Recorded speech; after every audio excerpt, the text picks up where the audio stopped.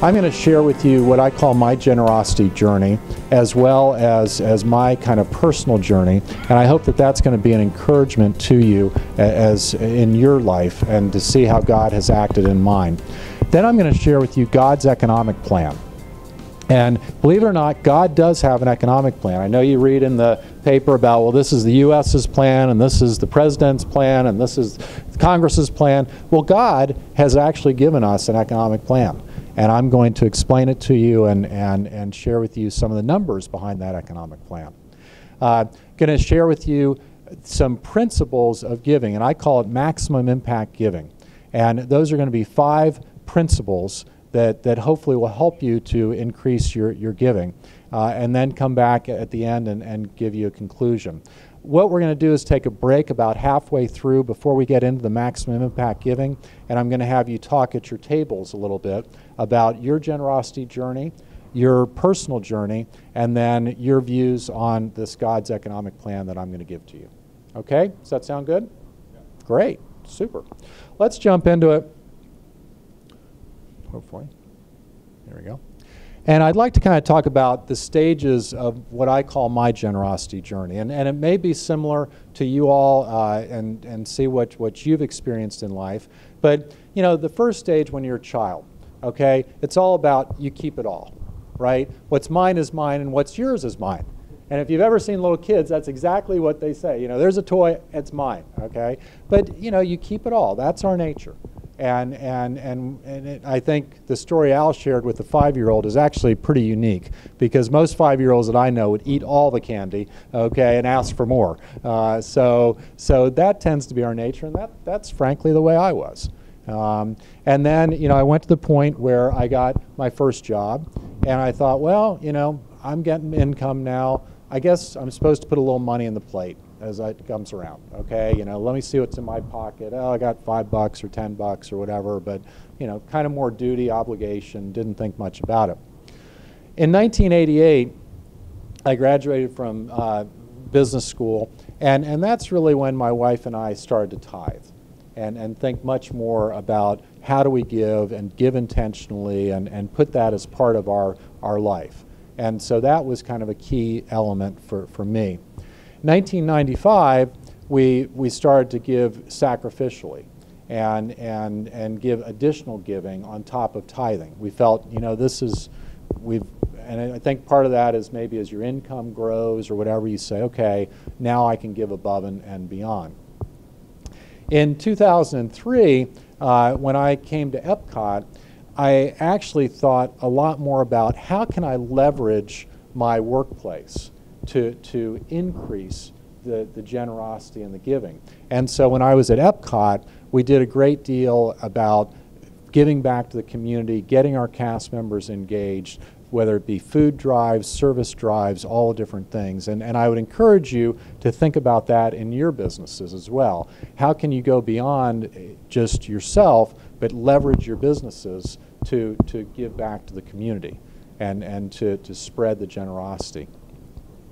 Then in 2009, when I left the corporate world and started some entrepreneurial ventures and my own consulting company, that's when I was able to really say, I want to dedicate my entire work in my business to God. And I really hadn't had that opportunity, of course, in the corporate world. I could do it personally, but I don't know if Disney would quite appreciate it if I dedicated Epcot to God. So once again, if you're on your own, you have your own companies, your own businesses, that's something that you can think about and be a little bit more outspoken on. So during that time, I went back in doing this talk, and I really hadn't done this before, but I went back and looked at my tax records and everything else, and I found that from 1995, when we started to tithe and give sacrificially, okay, through 2009, that as I did the math, we had given away anywhere from 12 to 49% of our income in a given year. And that had averaged about 22% over that 15-year time frame. And really, to my shock and surprise, we had ended up giving away over $1 million. Now, we didn't set out with that goal. We didn't say, you know, count it off every year, anything else. But but because we had been open to what God had directed us, and because we had wanted to be generous as a couple and as a family, we ended up giving away over $1 million. And that's why when I started out and said, you know, that might be a stretch goal for you, if you had asked me back in 1995 if I'd been able to do that, I would have said, you're nuts. I would never have even considered it. But we were able to do that through God and His blessings upon us. So how did that look?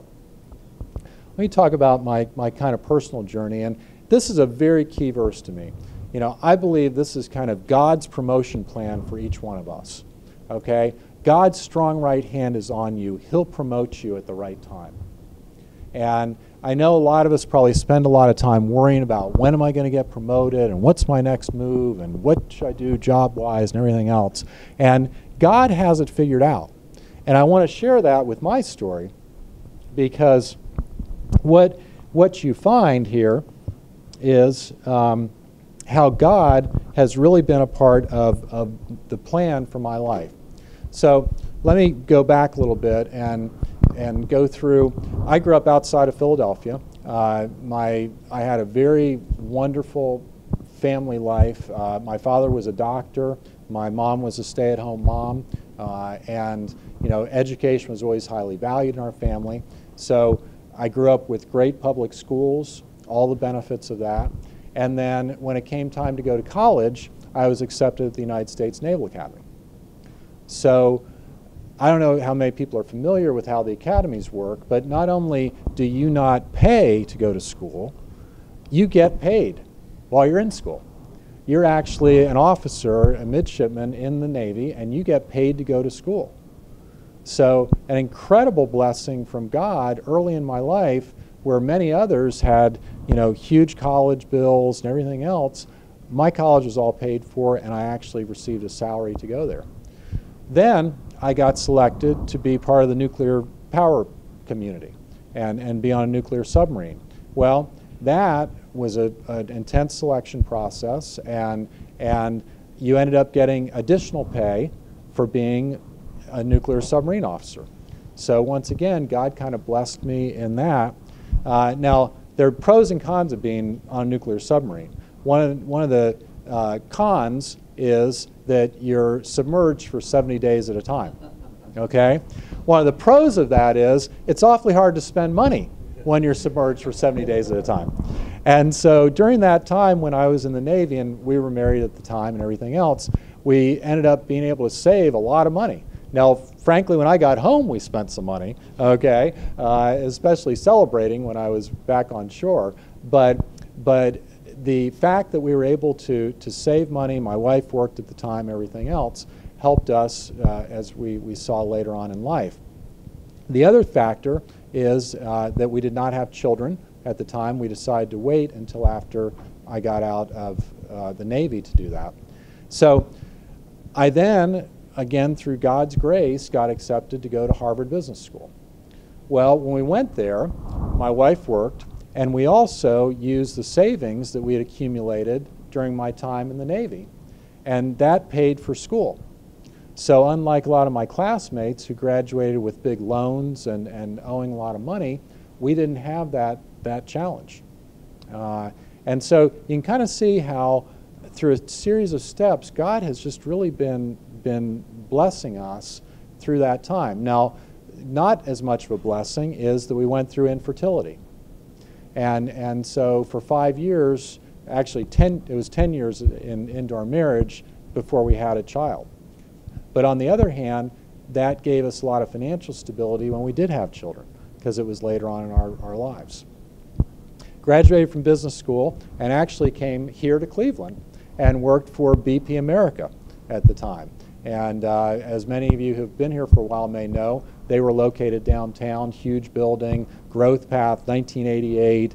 I mean, it was the company to be at, and had a wonderful run for a couple years. And then BP hit the wall in the early 90s, and I actually, again, got selected to go be an expat in London for 2 years. Very challenging job when we were restructuring the company, but as an expat, you get an additional salary, an expat package, which helped us to go through that period as well. Came back and was here, worked for the Bear-X resin. Does anybody know what Bear-X resin is? Just that was the BP Chemicals. It's what your Oscar Mayer bologna is packed in. And I actually was part of the bottle division, so I was essentially a plastic bottle salesman for BP Chemicals. And we ended up, our girls were born, we had twin daughters, and I always say that's God's sense of humor after we went through infertility, that he blessed us with twin daughters.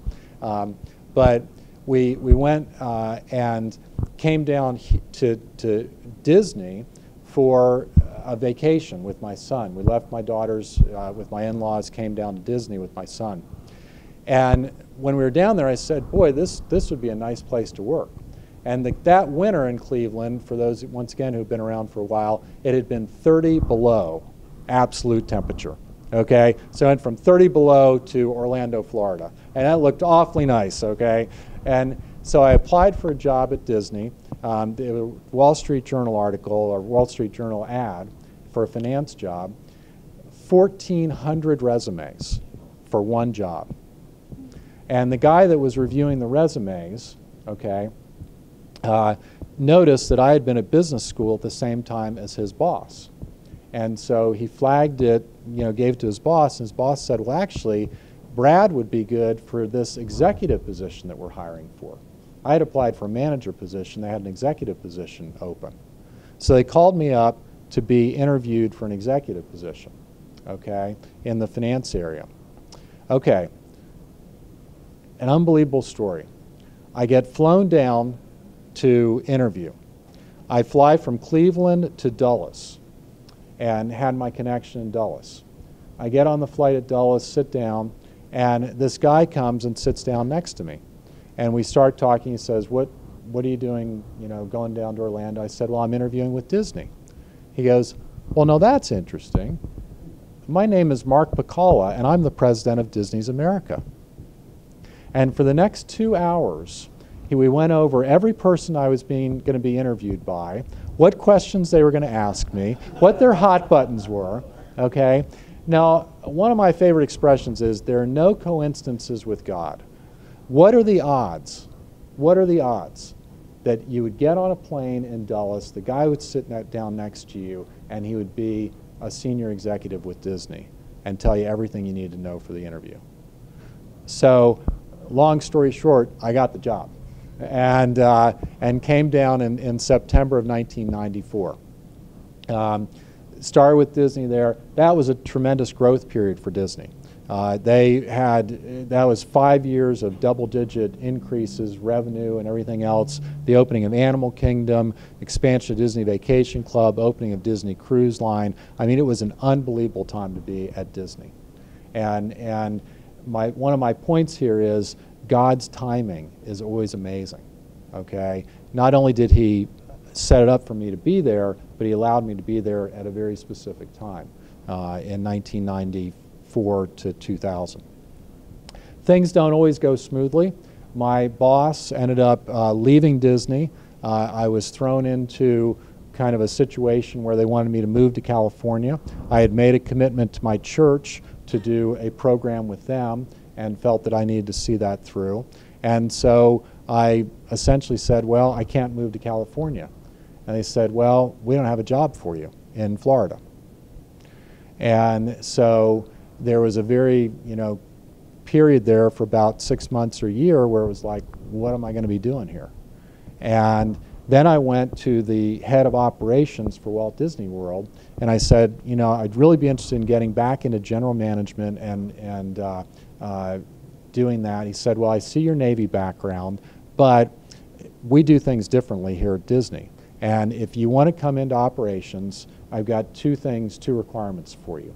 Number one, you've got to be demoted, okay? I've got a position, but it's not at your level, it's at a lower level. And then secondly, you have to do this training program. And you have to go and do all the different jobs at Walt Disney World as a frontline cast member. Okay? It's going to take you a year and a half to do this. And so I said yes to both. and came over into operations. I then did 400 hours of in-costume training, 50 different roles and locations across Disney. So I did custodial, engineering, I sold tickets, I was housekeeper, I cleaned the broiler, I learned how to work the POS system for merchandise, just about the wastewater treatment plant. Believe it or not, they have a wastewater treatment plant. I did all the different jobs there to really learn what it was like. And that was an amazing opportunity for me at the time. I took over all the operational labor for Disney World, 33,000 cast members. And then within about 6 months got promoted back up to the position, to the level that I had been at before. So once again, you know, God blessed me with that, said, I took a leap of faith, and he stepped in and blessed me. August of 2001, my boss gets promoted to go run Hong Kong Disneyland. And he sets up a time for each of his direct reports to come in and say, here's what's going to happen, you know, to you, and who you're going to report to. And I just thought I'd be doing the same job, and I'd just report to somebody different.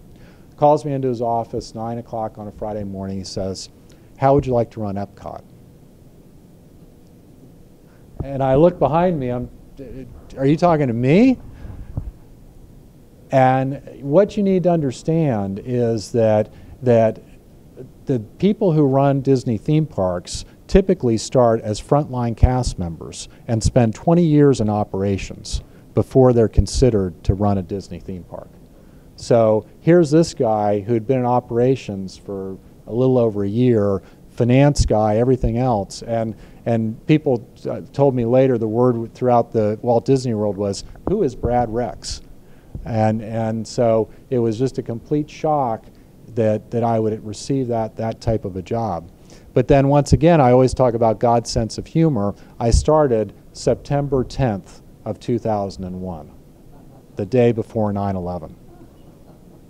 And never running a Disney theme park before, everything else, of course, everything cratered, our business cratered. I mean, didn't know kind of what was going to happen, what was going on, and yet I was able to benefit from a tremendous growth period for the next 5 years at Epcot, where we opened 4 major attractions. Again, most parks during that time would open 1, and we opened 4. And had a tremendous resurgence of Epcot and our business there.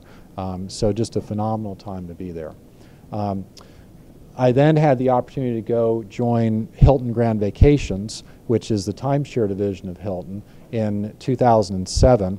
And there's a whole long God story about how I ended up in 2 weeks leaving Disney and going there. But then had a great run with them, and maybe during the questions I'll share a little bit of that with you, and then ended up leaving there in 2009. So I know I've kind of given you a long story in all this, but my point, a couple points to think about. Ups and downs in your career, and I've certainly had all of them. Surprises that God gives you. And that is one of the key messages. I never dreamed I would run Epcot theme park. In fact, my wife and I had been down in Orlando for nuclear power school back in 1982, early 1982. And for those of you who know the history of Epcot, it opened in October of '82. When we left in May of '82, I said to my wife, you know, sometime we're going to have to come back to that new theme park they're opening. And little did I know that 20 years later I would end up running it. So God will surprise you in ways that you can't even imagine. And I hope that's an encouragement to you are right now in your life. All right, so that's a little bit of my personal journey and how God has blessed me through that. Let's get into some specifics about God's economic plan. Tithing, all right? Many of us are familiar with this concept. And it says basically you give your local church 10% to maintain the church and meet community and world needs. And a couple of the key verses that surround that: bring all the tithes in the storehouse. If you do, says the Lord Almighty, I will open the windows of heaven for you, out of Malachi. And just a quick comment on that, for those of you who may not know, Malachi was written, one of the last books in the Bible before the New Testament. So it's kind of like one of the last words that God had for us before Jesus came. We will bring a tithe of our crops to the Levites, for it is the Levites who collect the tithes in all the towns where we work. And that's out of Nehemiah. On the first day of every week, each one of you should set aside a sum of money in keeping with his income, saving it up so that when I come, no collections have to be made. Well, here's God's economic plan. If you look at the U.S. GDP in 2010, it was $14.7 trillion. Okay? Take 10% of that, which is the tithe. Well, that's $1.47 trillion. All right? The giving that, if you look at all the giving across the U.S., it's $291 billion. And of that, $227 billion, or about 1.5%, is from individuals. So we're kind of called to give 10%, but people only give 1.5%. And throughout churches, those of you who've been heavily involved in churches on the financial side would know, typically in church world, people give 2%. Okay? And it's actually not that much, it's only slightly different from what people who don't attend church give to different causes. The federal spending on different programs for things like Social Security, Medicare, safety nets is about $2 trillion. All right? So now isn't it interesting that if everybody gave 10% across the country, it would be $1.47 billion, and what the government and what the government spends is $2 trillion. Now think about it for a minute. If you give 10%, for most of the people in this room, you get to deduct that, what you give, off your taxes. So if you don't give it to the church, you give it to the government. And then the government uses it to provide the social nets that, frankly, the churches could provide. Now let's think about if the churches did provide this. What do you think the efficiency of the church doing it versus the government doing it, or nonprofits? Which do you think would be more efficient? Well, a couple points. If it went through the church and everybody gave 10%, there's no fundraising costs and there's no IRS costs. And typically in organizations, fundraising can account for 25% of the money that's raised. And I have no idea what the IRS costs, but I know it's a lot of money. And not only just the IRS itself, but all the accountants, all the tax preparers, everything else that it takes, the lobbyists to create all of the tax laws. Okay? Efficiency point number one. Volunteer labor for churches. All right? Churches are very efficient, actually, in how they spend their money because they have so many volunteers. I can tell you, nobody in the government's a volunteer. All those people that are distributing money through Social Security, Medicare, the safety nets, they're all paid. That's part of the inefficiency. Local one-on-one involvement and mentoring. If you are on the government program, you get your checks. You get it. There's no involvement. Nobody's talking to you one-on-one. If it went through all the churches would definitely be involved, and not only in understanding your story, but helping to meet your other needs. For example, your physical, emotional, and spiritual needs. Church volunteers can provide needed services like medical services, dental services at low or no cost. All right? And then finally, and this particularly applies to many of the people in this room, if that much money went into our churches, you all would be called upon to make sure that it was spent correctly and efficiently. So God's plan, where he says, look, give 10% away and use it to take care of the community needs, is a pretty darn good one. And a very efficient one, and much better than what we have going on today. Does that sound, anybody getting more cheerful about their giving? Is that helping a little bit? Those of you who are rational people, some people give emotionally, some people give rationally. This is a rational story about why it makes sense, what God has told us to do. There you go. We don't need to. If each of us did our part and everybody did their part, we could do it. So, Okay, let's talk about talents. And again, Al earlier talked about giving your time and your talents. And this is critically important. You look here and you see that God tells us that people are given these different talents. In the church, God has appointed, first of all, apostles, second, prophets, third, teachers, then workers of miracles, also those having gifts of healing, those able to help others, those with gifts of administration, and those speaking in different kinds of tongues. And that's out of 1 Corinthians.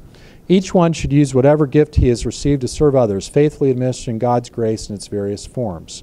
And then finally, for we are God's workmanship, created in Christ Jesus to do good works, which God prepared in advance for us to do. Now, I don't know about you, but when I started to go to church and everything, they were always asking me to be a Sunday school teacher or work in the nursery. And frankly, that's because in most churches, that's where the need is. But it was not until I actually went through Lifework Leadership that I even had the thought, well, maybe I ought to be using my talents in finance and strategy to help my church. Why am I spending my time in the nursery? That's not what I was gifted to do. And once again, each of you have very specific talents that God has given you that you can apply to your church and in your nonprofit world. You may be a great finance person. You may be a great strategist. You may be great at marketing or sales. You may be great in operations. But use those specific talents to help your church and community. And you're going to find that you fit in, you feel a lot better. When I went to my pastor and I said, look, I have this education, I'm a strategic planner, everything else, he said, oh, this is just what I'm looking for. We have 50 acres of land that we need to figure out what to put on it.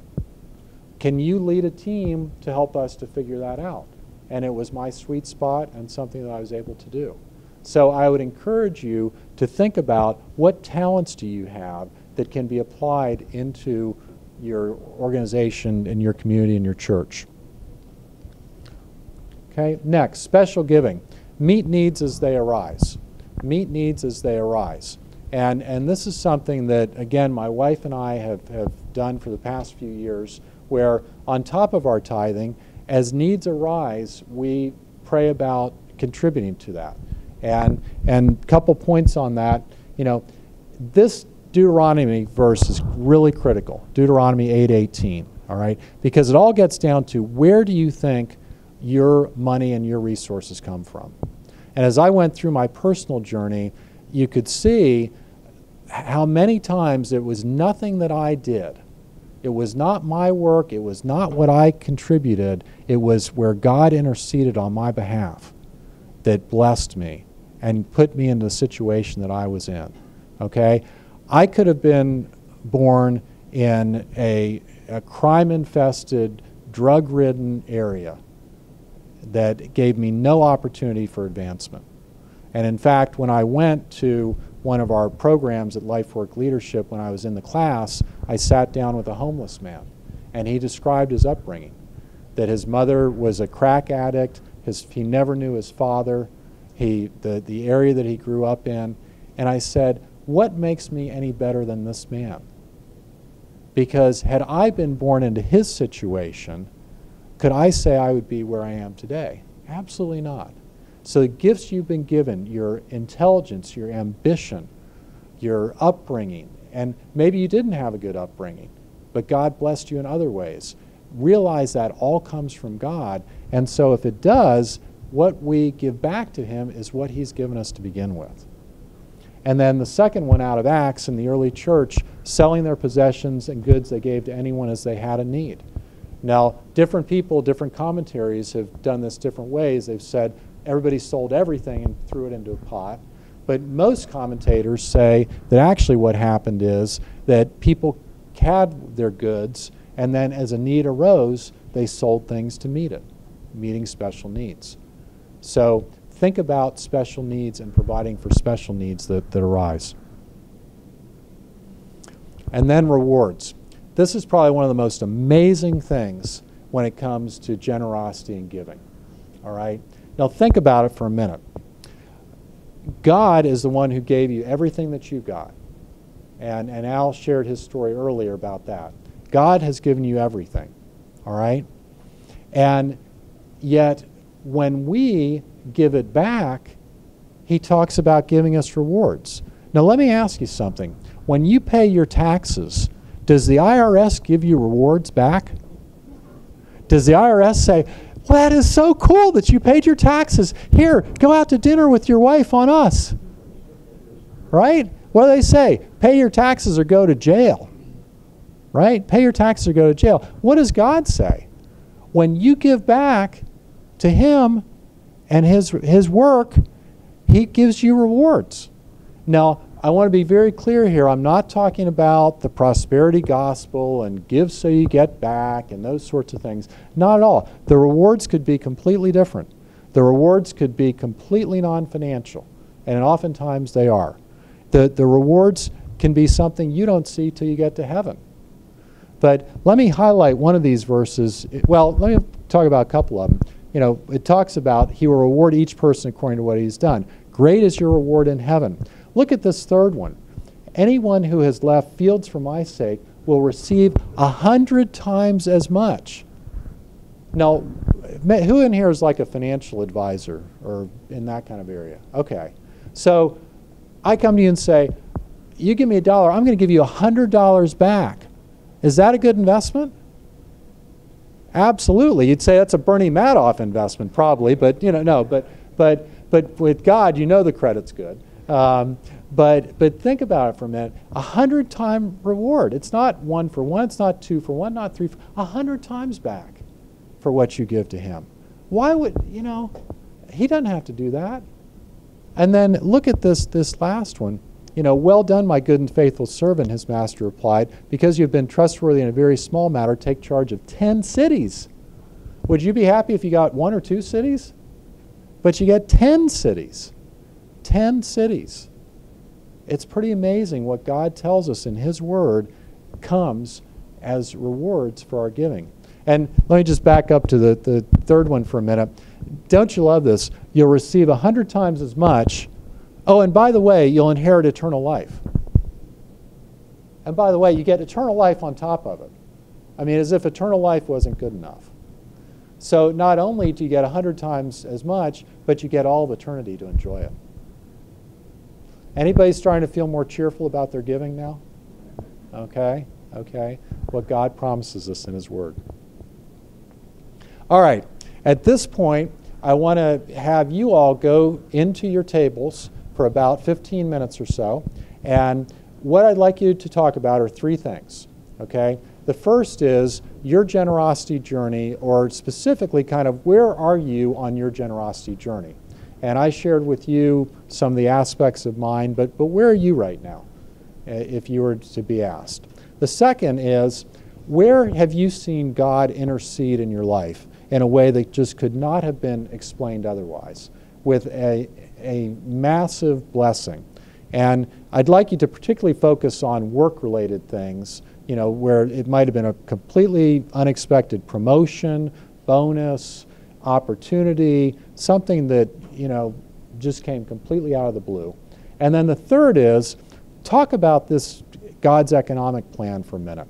And just say, do you believe it? Does it make sense? Do you have questions, challenges with it? And if it does make sense, is it something that you ought to do? So, so 15 minutes, Al, is that good? And I think, too, by the way, it looks like they brought... So let's get into what I call maximum impact giving. Maximum impact giving. And I'm going to give you 5 principles for that. Okay? The first one, the first give more principle, is to budget your giving. Now, I know you're oftentimes told, you know, create a budget, family budget, all this, and really the statistics show maybe half of the people in the country do that. But I believe it's very important that you plan out your giving, just like you plan out everything else that you may do. Your vacation, your all the different activities that you do, you plan out in your work. You have a plan in your business, that you have a forecast, financial plan, everything else. Plan out your budget and include in there your giving, and hopefully at the 10% that we talked about. you know, there are some people that say you're supposed to give everything you've got, give it all away, and then just rely on God.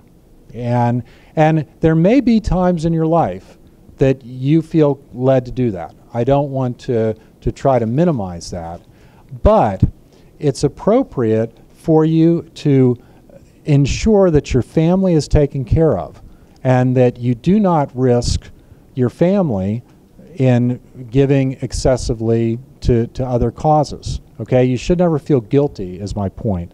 That well, gosh, should I save for my kids' college or should I give more money away? Okay, and as you read here in 1 Timothy 5:8, if anyone does not provide for his relatives and especially his immediate family, he has denied the faith and is worse than an unbeliever. That's pretty strong. That's pretty strong. And so I hear God in that saying, take care of your family, make sure you budget appropriately for your family. Then the second one, give them this message from the sovereign Lord, destruction is certain for you shepherds who feed yourselves instead of your flocks. Now, that verse is really talking about you as an employer and the fact that you need to take care of your employees. You need to pay fair wages. Proverbs tells us that you need to pay people fairly for what they do. I was involved in a church project, and we went out and talked to people who didn't attend church. We did focus groups. And a big element there was these people who said, well, this guy, you know, heads this business, and he cheats his employees, but he gives a lot of money to the church. All right? Well, clearly that's not what God's calling you to do. All right? So you don't give excessively, so you don't take away from your employees so you can give excessively. Don't begin until you count the cost. Okay? So we'll talk in a minute about pledging and that sort of thing, but before you pledge or say that you're going to give away a lot of money, make sure you count the cost and the impact on your family and your other commitments. And then this verse, in the house of the wise are stores of choice food and oil, but a foolish man devours all that he has. Okay? So, wait a minute. It's saying it's appropriate for you to have reserves, for you to have savings. And it's fascinating, you know, working with some churches and nonprofits, I've had churches say, well, we're not supposed to have any money left in the bank at the end of the year. We're supposed to use it all for God. I say, well, wait a minute. What happens if you need a new roof? What happens if you need to replace the air conditioning? It's very appropriate to have reserves for the things that may arise. And I believe this scripture says that to us. And then the final one, then he said to them, give to Caesar what is Caesar and to God's what is God's. Once again, there's some people who say, well, I'm not going to pay taxes, okay, because I'm a follower of Christ and I'm supposed to give all my money away instead of paying taxes. Well, clearly Christ has said it's appropriate to pay taxes. Give to Caesar what is Caesar's. Christ paid taxes. Okay? So we need to budget and make sure that we've taken care of our commitments and our requirements before we give away everything that we have. Does that make sense? All right. The next point, consider giving as an investment, not a cost. Consider giving as an investment, not a cost. So you all, by being here today, you've made an investment. You've made an investment of your time and of your money to learn and to grow. Okay? In the same way, you should think about your giving that way. That as you're giving, it's an investment for future growth, for your community, for your church. And we're told in the scripture it's possible to give freely and not become, it's possible to give freely and become more wealthy, but those who are stingy will lose everything. The generous prosper and are satisfied. Those who refresh others will themselves be refreshed. All right? That sounds like a pretty good investment. Do not store up for yourselves treasures on earth where moth and rust destroy and where thieves break in and steal, but store up for yourselves treasures in heaven. All right? And one thing that I would tell you as an encouragement here is to really capture and write down the things that happen to you. So let me just say, let's say right now that you don't tithe. All right? And as coming out of today, you sit down with your spouse and you say, honey, I think we ought to start tithing. You should record that. and then see what happens in your life after that. Similarly, if you do a special gift, and write that down and see what happens. I can tell you there have been experiences in our life where we have, let's say, anonymously given to a family in our church. And completely anonymously, they have no idea who gave. We just wanted to meet a need that they had, and we did that. A couple years later, all right, my kids are on the Little League field. They're picking teams that for the coaches. Well, it turns out that this family that we had given to, the dad was a phenomenal coach. Guess whose kid he happened to pick? All right? And once again, I would tell you, there are no coincidences with God. So if you capture things like that, then, and again, I don't know how it's going to be used. That in that particular instance, that's what happened with us. But I have had more times than not that being involved in something and giving to it and contributing my time, my talents, my money, there has been some type of a reward or payback. And when that happens, that encourages you to continue to do that in the future. All right? And then the next one, give first fruits. Are there any farmers in here, or people who maybe grew up on a farm or have that kind of background? Okay. Wow, usually there's somebody at least who's done that. If you were, you would know that when you bring in the harvest, when do you know if you've had a good harvest or not? At the end, right? I mean, you can get a pretty good sense. You can say, well, looks like the crops are pretty good this year and everything else. But really, it's not until the very end that everything is in, all the grains in, everything else, that you can say, wow, we had a good harvest this year. This was a really good harvest. And so when God said this, give first fruits, okay, he's saying, give the first fruits that you get before you know how the harvest is going to turn out. Don't count on and most people do the opposite, right? They wait until the end, they see how did everything turn out for the year, and then, okay, now I'll kind of decide how much I want to give. But God says, no, step out and give first fruits. Now, obviously, as I just asked, nobody in here is a farmer today, but how does that apply to our lives? Well, if you get bonuses, if you're on commissions, all right? Once again, and I was guilty of it, and I'm sure many others, when I would get a bonus, the first thing I would think about is how I was going to spend that on myself, on my family, right? Oh, we're going on vacation. We're going to Disney World, right? Okay? But what God calls us to do is to say, think about me first. And that's a step of faith when you give out of your first fruits there, and the belief that God's going to provide for us in the future. I talked before about tithing. I talked before about budgeting, all right? But here's a concept to think about in principle number 4. Have a plan to increase the percentage of your giving annually, all right? So you don't just stop at 10%. You say, well, you know what? Why don't we try to go to 11? How about 12? How about 13? And see how high you can get. And I think you'd be shocked. Now, what that's going to require you to do, and we'll talk about this in a minute, is to keep a lid on your lifestyle. Because what most people do is their income goes up, they spend more on themselves and give the same amount away. But I'm encouraging you and say, how about trying to give more? They should be rich in good works and should give generously to those in need as you grow in your income. All right, and this one I want to spend a little bit of time on because our culture today is completely opposed to what I'm going to tell you right now. Completely opposed. Everything that you see, all the ads, all the TV, everything else, attempts to create in you dissatisfaction and need. It attempts to tell you, if you get this car, then you're going to be happy. If you drink this beer, you're going to get the girl. All right? I could go on and on and on. And look, I'm in business, many of you are as well. You know about marketing, and marketing is you try to create dissatisfaction and then fill that dissatisfaction with your product.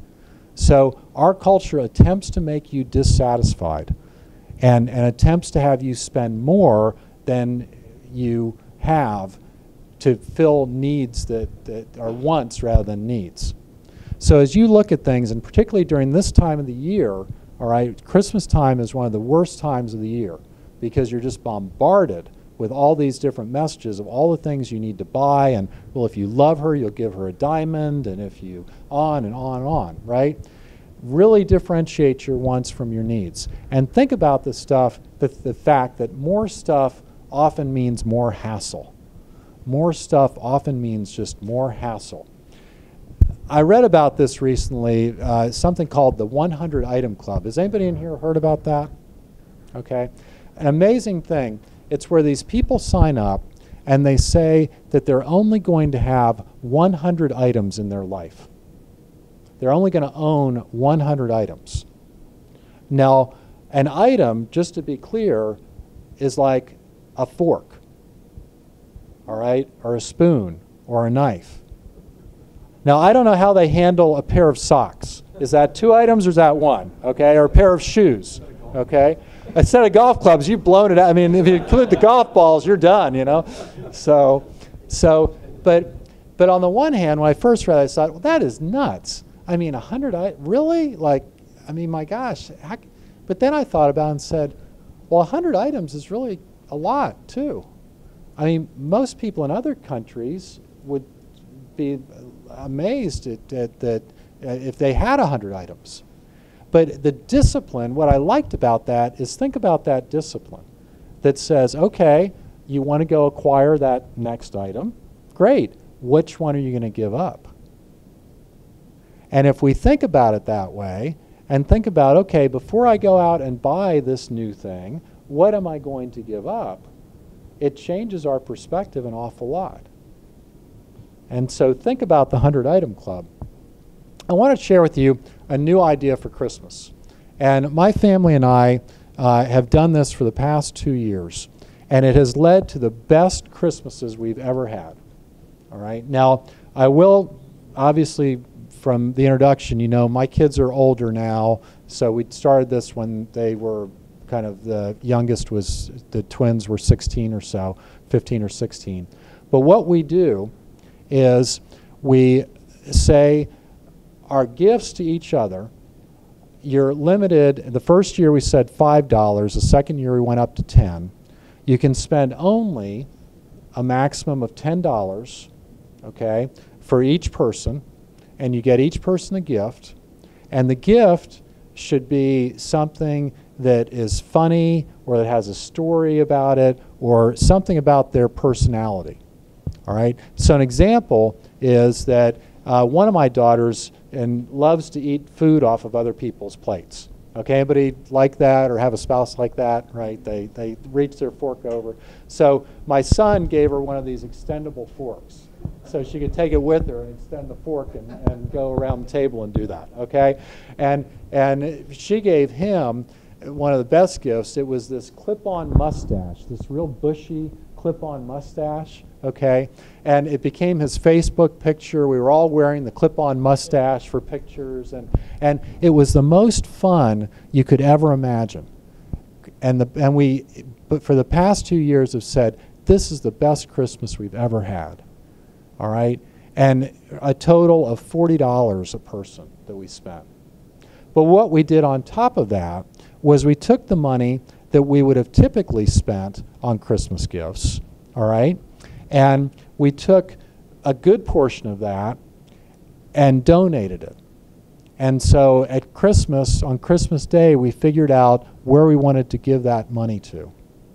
All right? And then the third part of it was that we gave the kids back part of the money that we would have spent on their Christmas and gave it to them as cash on Christmas Day. And then they were able to go out at the after Christmas sales when everything's marked down 50% and spend it then. So think about this for a minute, a new concept for Christmas. The first thing is you have unbelievable fun and family memories that are created by these $10 gifts. Number two, you've been able to help other people through your donations to them. And number three, you've gone out after Christmas, been able to buy probably as much or more than you could have bought before Christmas at the after Christmas sales. That is a great way to do Christmas. And as you're thinking about this and planning for the next couple weeks, I'm glad I'm here on December 1st that you could be able to do this. So think about that for Christmas. I think it would change your situation a lot. Okay, watch small monthly expenses. You know, a couple years ago, I really went through all of our spending in great detail, and I discovered all these little kind of monthly things, and you know, my fault or whatever, but for example, there was a $50 annual charge for some Microsoft game thing that my son didn't even have the game console anymore that it came with. But for several years, they had the auto renewal, and I'd been paying the $50. And I thought, what in the world? We stopped getting cable TV. And kind of a funny story about that, we don't watch TV as a family anyway. And so we said, well, this is kind of nuts. Why are we doing this? We got an HD antenna for $30 or whatever, and we got exceptional quality. My dad's a big TV guy, and he has every cable channel, everything else. He comes over to our house. He says, your picture's a lot better than mine. All right? But we saved $60 a month, $720 a year by not having cable TV anymore. And that adds up. That's a lot of money after a while. Go through each of your expenses and say, do I really need this? Can I cut this back? Your cell phone bill, all the rest, because that all adds up. And then you have the opportunity to potentially give it to somebody else instead of the cable company. Watch large expenses, okay? Homes and cars, you know, a big deal. We've lived in the same home for 17 years. And I'm very thankful of that now, because if you know what happened in Florida, it had this big up and then this big down, okay? And we've been kind of like this. But you know, once again, our society tells you, you get more income, you get a bigger family, you got to move into a bigger house, you know, and then when you're at the stage where we are, where all the kids are about to leave, if you have the big house, you've got the two of us in this huge house. So think about that. Cars, two of our cars have over 100,000 miles on them. And let me tell you, cars last a long time now if you hold on to them.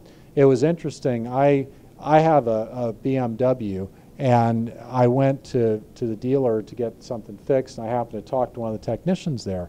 And I said, you know, what's the most reliable of the cars? And he said, any car over 3 years old. He said, it amazes me that these people come in and they hold it onto a car for 3 years and then trade it in. Because he said it's in the first 3 years that they have the most software updates and the most changes and the most maintenance. And he said after that, they're great. And he said it'll last 10 years. But once again, we're trained, you know, you got to get the new car with the new, you know, heads-up display and the new this and the new that, when the one that you have is perfectly good. Second homes and timeshares, okay? I used to be in the timeshare business. I know a lot about it. Don't buy a timeshare, okay? I hate to tell you, you know, my previous employer wouldn't be happy with that, but it typically is not a good investment. And you get kind of locked into it and everything else. Same thing with second homes. I mean, a lot of people have found that out in the past couple of years, how challenging second homes are. So think about those big expenses. Boats, RVs, toys. The worst decision, one of the worst financial decisions I ever made was when I left Disney. I told my kids I would buy them a boat, and we bought a ski boat. And of course, a lot of pressure in Florida to have a ski boat and all that kind of stuff. That was the worst decision I ever made. I mean, every time we went to use it, the battery was dead, the gas was thing, the starter was broken, the, trailering, storing, problems. I mean, it was cleaning. It just was the biggest. It goes back to that more stuff equals more hassles, okay? But think about the lifetime cost with the maintenance costs, the storage, the taxes, the insurance, all the different things, and you'll figure out pretty quickly that it's not a good thing to do. So keeping your lifestyle in check is key to simplifying your life and giving you the financial resources you need. Okay. Couple more points here. How to give better, okay? How to give better. Don't give emotionally. Amazing statistic, 2/3 of people do no research before they give to an organization. Absolutely none.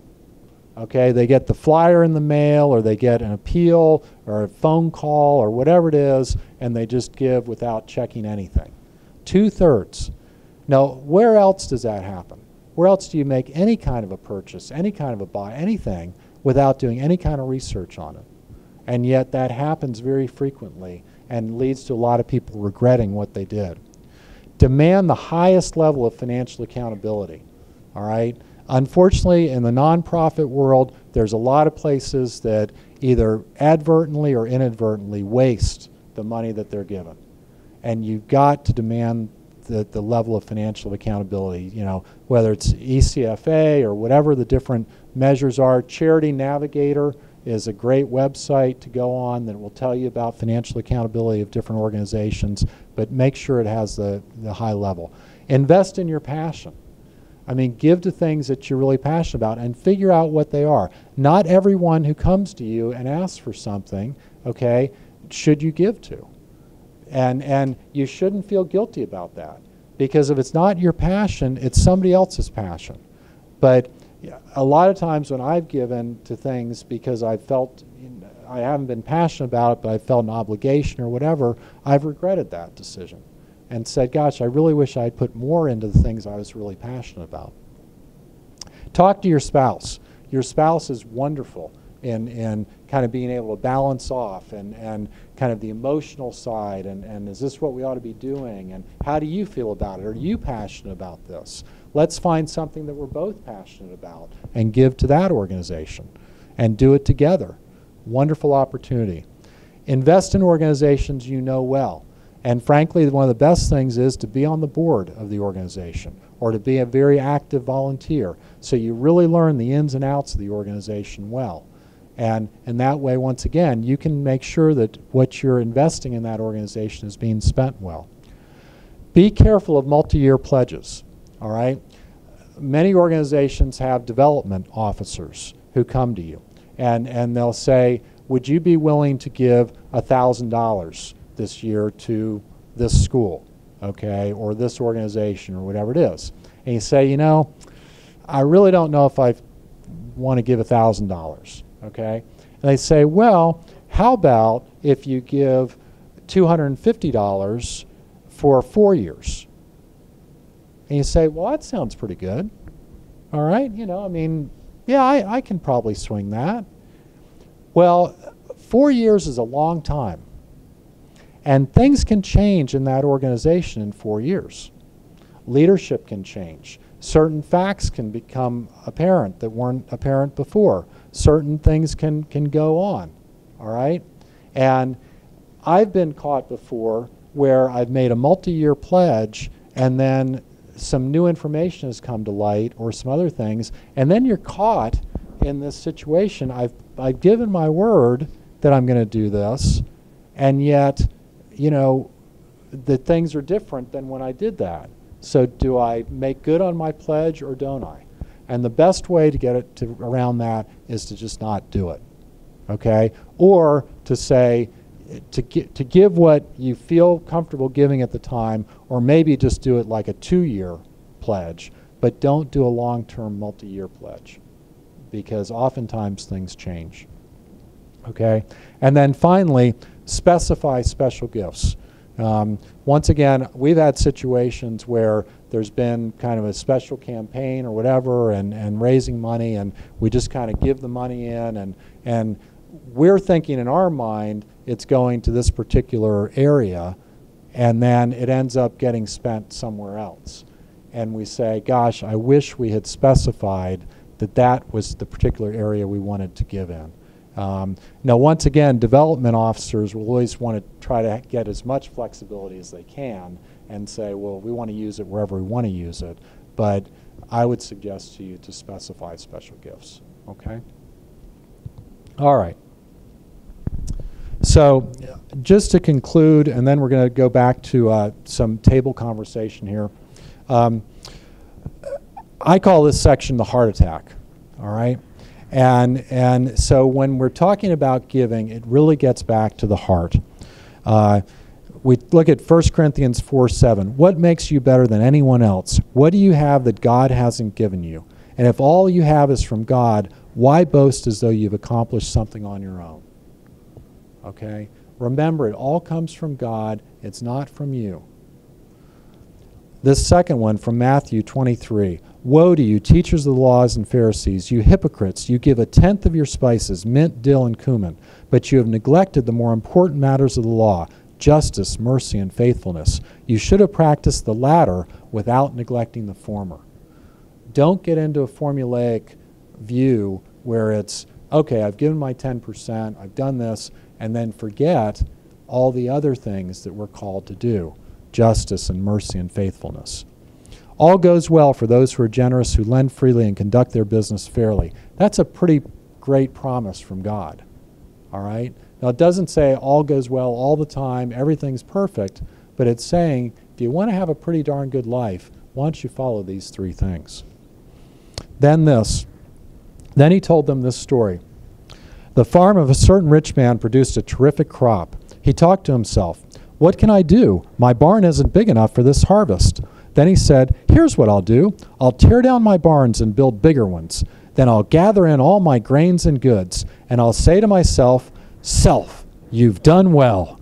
You've got it made and can now retire. Take it easy and have the time of your life.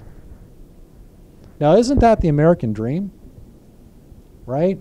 You build your business, you build your opportunity, you get it bigger and bigger, and it grows, and then you're able to just retire, live off of it, and play golf the rest of your life. I mean, that's really the description of the American dream, isn't it? But what does God say about it?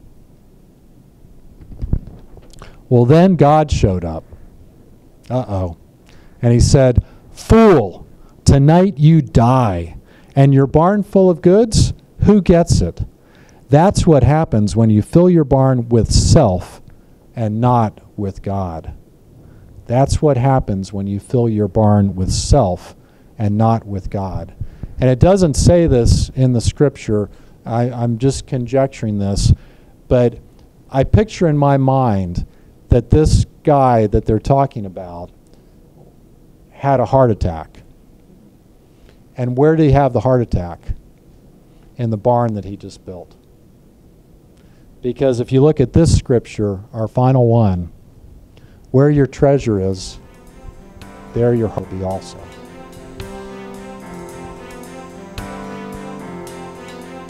Any cheerful givers in the room now? All right, great. Well, thank you so much.